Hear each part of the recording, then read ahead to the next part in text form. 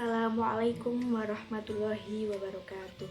Bismillahirrahmanirrahim. Alhamdulillahirrabbilalamin. Wabihi nasta'in wa ala umuri dunya wadin. Wassalatu wassalamu ala asrofil anbiya wal mursalin wa ala alihi wa sahbihi ajma'in amma ba'du.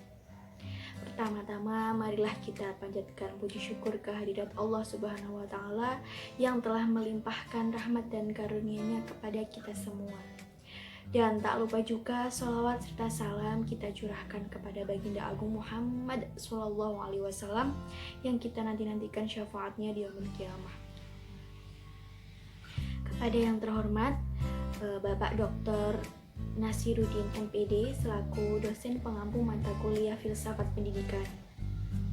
Sebelumnya perkenalkan, nama saya Septiani Khairunisa Kamelia dari Prodi Pendidikan Agama Islam semester 3 Fakultas Agama Islam Universitas Alma-Ata Yogyakarta. Di sini saya akan meresensi sebuah buku guna untuk memenuhi tugas akhir dari Dr. Nasiruddin MPD, dan saya akan meresensi buku yang berjudul Filsafat Pendidikan. Buku ini adalah karangan dari Profesor Dr. Haji Jalaluddin dan Profesor Dr. Haji Abdullah Idi MPD. Buku ini ada 244 halaman dan buku ini diterbitkan di Raja Wali Pers pada tahun 2018. Ini adalah buku cetakan yang ke-7. Selanjutnya saya akan menyampaikan biografi singkat dari penulis. Yang pertama, Profesor Dr. Haji Jalaluddin. Beliau lahir di Belinyu, Bangka, tahun 1942, tepatnya pada 10 Desember 1942. Beliau lulus SR pada tahun 1956. SR itu Sekolah Rakyat, dan SGB Negeri pada tahun 1959 sampai 1960, dan GGA Negeri pada tahun 1964. Kemudian Sarjana Tarbiyah IAIN pada tahun 1973 dan S3 Bidang Pendidikan Islam pada tahun 1990. Sebelum menjadi dosen di Fakultas Tarbiyah IAIN Raden Fatah Palembang, beliau pernah menjadi guru sekolah rakyat atau SR, Madrasah Tsanawiyah Agama Islam Negeri, MTS AIN, dan guru pendidikan guru agama Islam selama 6 tahun. Juga pernah menjabat sebagai Kepala Balai Penelitian IAIN Raden Fatah. Pernah juga menjadi pembantu Rektor 1 dan Rektor IAIN Raden Fatah periode 2000 sampai 2003. Selain sebagai penulis artikel opini di media massa dan jurnal ilmiah, beliau juga memiliki karya dalam bentuk buku. Antara lain ada Kamus Ilmu Jiwa dan Pendidikan, Siti Khotijah Ummul Mukminin, Pengantar Ilmu Jiwa Agama, Metode Tunjuk Silang, Kapita Selekta Pendidikan, Psikologi Agama, Metode Memahami Perilaku Keagamaan dengan Mengaplikasikan Prinsip-prinsip Psikologi, Filsafat Pendidikan Islam, Filsafat Pendidikan bersama Profesor Dr. Abdullah Idi MID, Cepat Membaca Al-Quran dengan Metode Tunjuk Silang, Islam Smile, dan Filsafat Ilmu Pengetahuan. Kemudian biografi Profesor Dr. Haji Abdullah Idi MID. Beliau lahir di Sempan, Bangka, di Bangka juga, pada tanggal 27 September 1965. Beliau menyelesaikan program sarjana S1 pada jurusan Pendidikan Agama Islam Fakultas Tarbiyah IAIN Raden Fatah pada tahun 1990 dan Master of Education atau MED dari School of Education University of Tasmania, Australia pada tahun 1994. Pada tahun 2006, beliau menjadi pembantu rektor 3 dari tahun 2003 sampai dengan tahun 2007. Ini memperoleh gelar doktor S3 dari Fakultas Sosiologi Universitas Gadjah Mada, Yogyakarta pada tahun 2006. Pada tahun 2006 diangkat juga menjadi guru besar sosiologi pada Fakultas Tarbiyah IAIN Raden Fatah Palembang.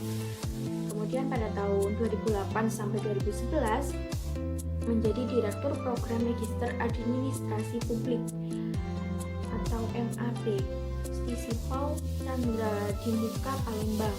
Sejak tahun 2012 sampai sekarang beliau menjadi Direktur Pascasarjana IAIN Raden Fatah Palembang. Sejak tahun 1991 menjadi dosen tetap di Fakultas Tarbiyah IAIN Raden Fatah Palembang. Selain sebagai penulis artikel opini di media massa dan jurnal ilmiah, beliau juga menulis karya dalam bentuk buku yang pernah dipublikasikan, antara lain ada Filsafat Pendidikan bersama Profesor Dr. Jalaluddin, ada Pengembangan Kurikulum, kemudian ada juga buku A Conversion Between Indonesia and Tasmania, Australia, dan ada juga Rekonstruksi dan Modernisasi Lembaga Pendidikan Islam, Sejarah Sosial Cina Melayu, Asimilasi Cina dan Melayu di Bangka, Sosiologi Pendidikan, Manusia, Individu, dan Pendidikan. Pada tahun 2007 pernah mengikuti short course on social welfare di NC State University, Montreal, Kanada. Pada tahun 2010 menjadi pendamping short course bagi dosen PTAI se-Indonesia di Melbourne University, Victoria, Australia, dan mengikuti Profesor Fellowship Honorary Academic Recording for Islamic Studies atau ADP atau ADP program, kemudian Kementerian Agama RI 2014. Itu adalah biografi singkat dari pengarang buku ini.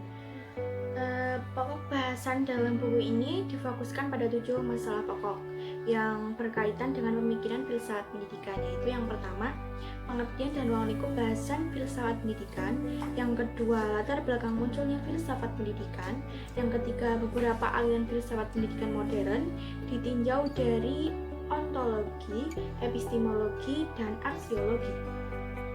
Yang keempat adalah hubungan antara filsafat manusia dan pendidikan. Yang kelima, filsafat pendidikan Pancasila.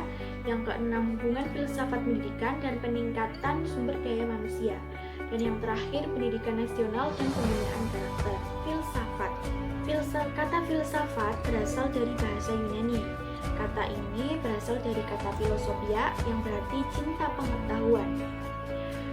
Terdiri dari kata philos yang berarti cinta, senang, dan suka, dan kata sophia yang berarti pengetahuan, hikmah, dan kebijaksanaan. Ini menurut Ali tahun 1986. Hasan Sadili tahun 1984 mengatakan bahwa filsafat menurut asal katanya adalah cinta akan kebenaran.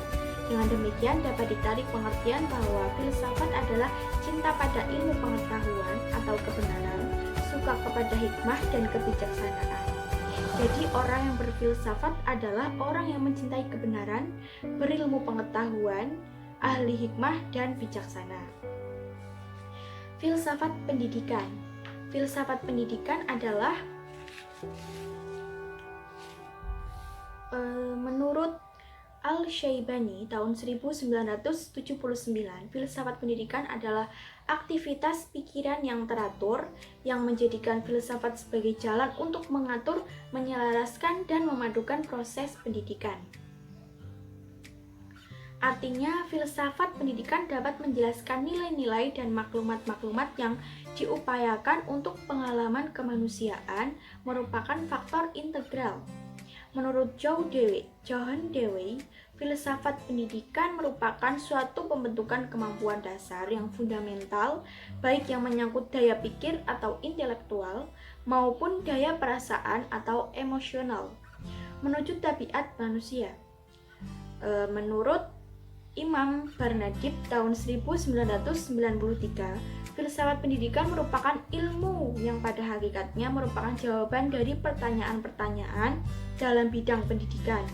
Baginya, filsafat pendidikan merupakan aplikasi suatu analisis filosofis terhadap bidang pendidikan.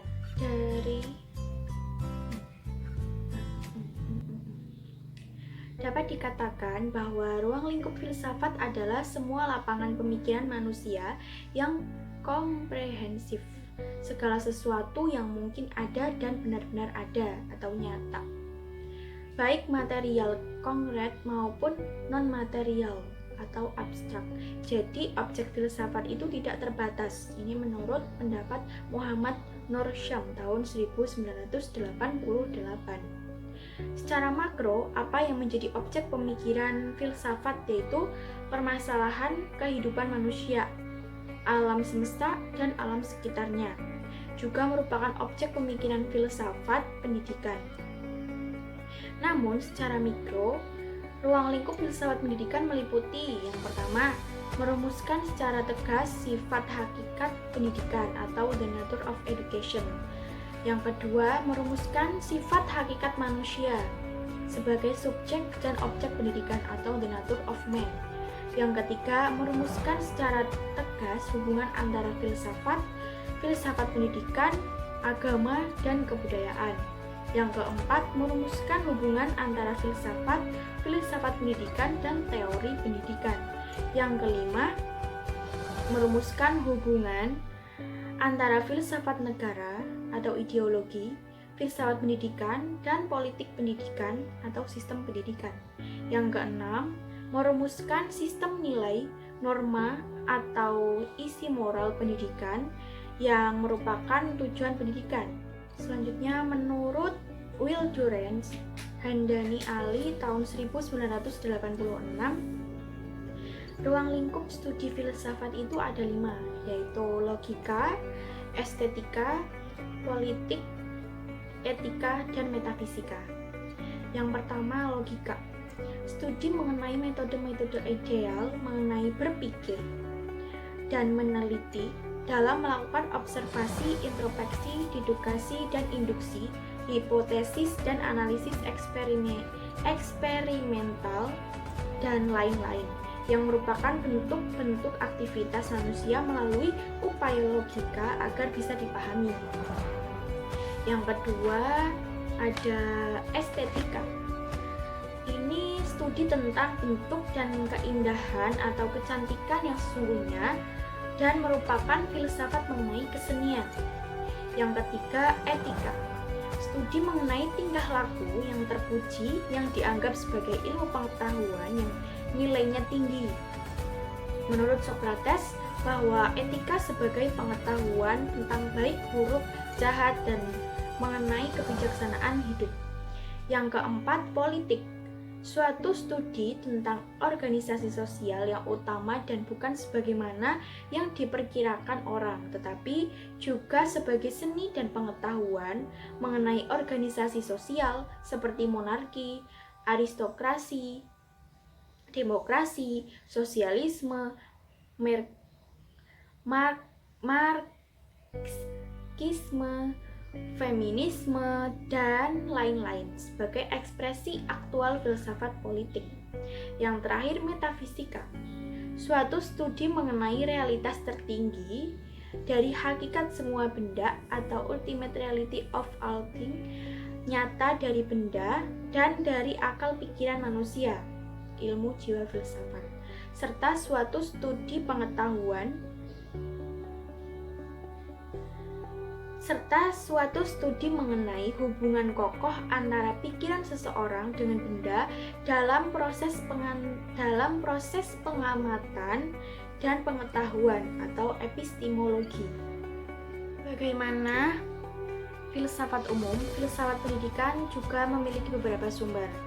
Ada yang tampak jelas dan tidak jelas. Yang pertama itu manusia.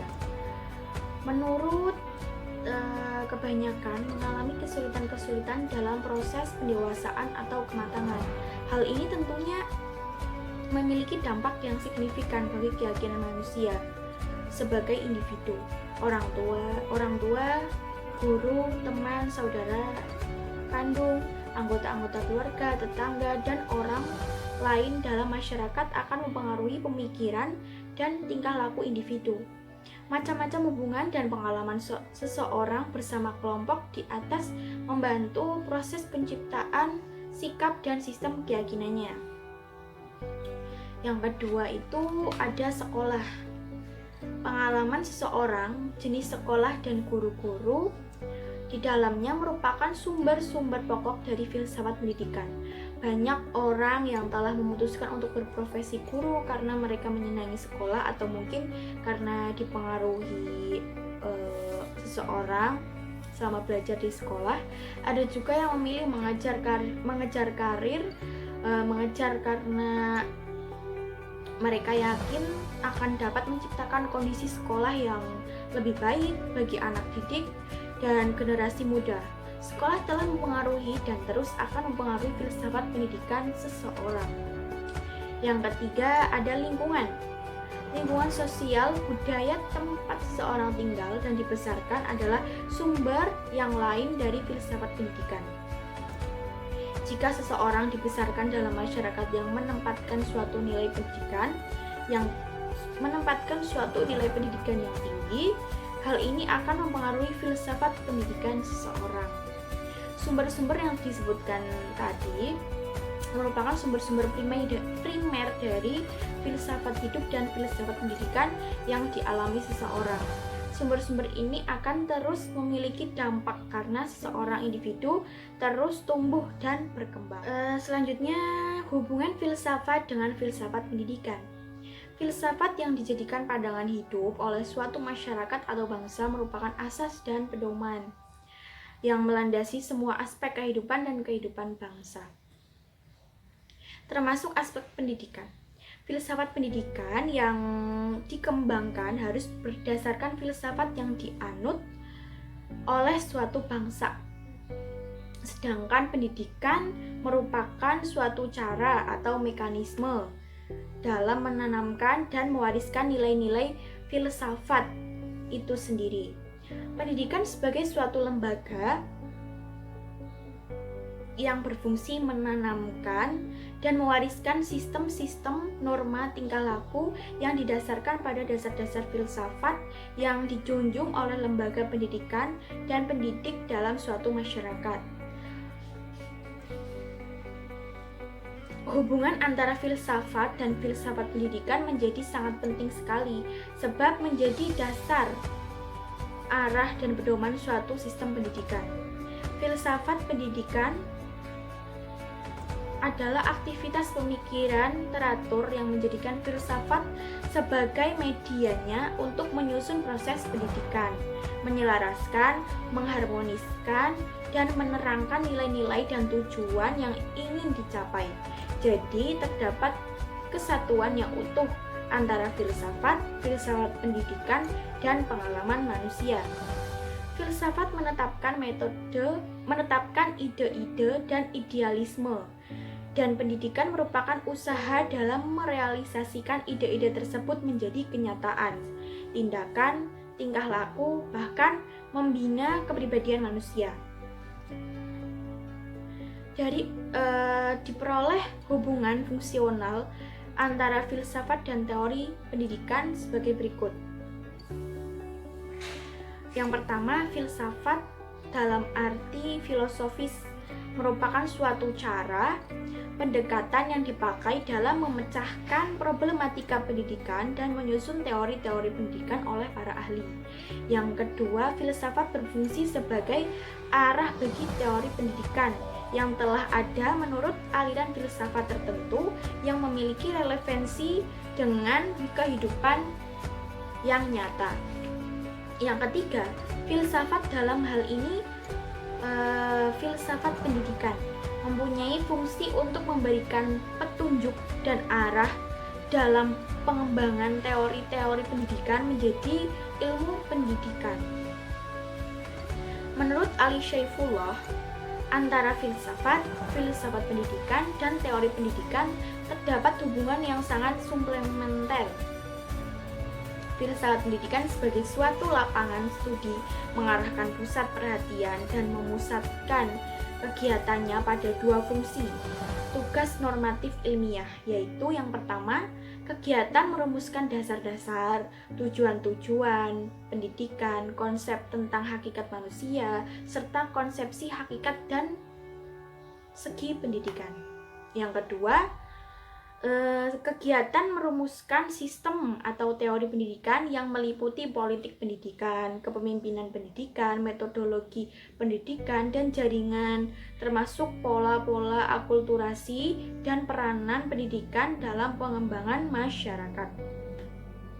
Dalam uraian di atas, kita dapat menarik kesimpulan bahwa antara filsafat pendidikan dan pendidikan terdapat suatu hubungan yang erat sekali dan tak terpisahkan. Filsafat pendidikan mempunyai peranan yang amat penting dalam sistem pendidikan, karena filsafat merupakan pemberi arah dan pedoman dasar bagi usaha-usaha perbaikan, meningkatkan kemajuan, dan landasan kokoh bagi tegaknya sistem pendidikan. Mungkin itu yang dapat saya sampaikan. Pastinya masih banyak kekurangannya. Kurang lebihnya mohon maaf. Akhirul kalam. Wassalamualaikum warahmatullahi wabarakatuh.